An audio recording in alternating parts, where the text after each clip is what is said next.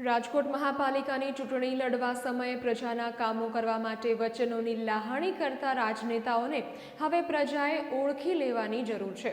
જે નેતા નગરસેવક બનવા માટે પ્રજાએ વિકાસનું વચન આપે છે તે તેઓ પ્રજાના કામ માટે ફાળવવામાં આવતી ગ્રાન્ટનો પૂરો ઉપયોગ પણ કરતા નથી કે પછી કોર્પોરેટરો ગ્રાન્ટ વાપરતા જ નથી।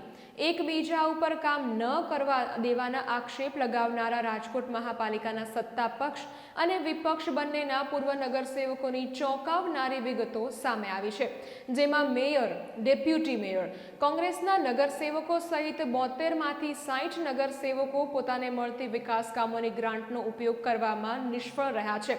જો કે વિપક્ષી નેતા વશરામ સાગઠિયા પોતાની ગ્રાન્ટ 100% વાપરી ચૂક્યા છે અને ગ્રાન્ટ ન વાપરવા માટે બંને પક્ષના પૂર્વ નગરસેવકોને દોષ આપે છે।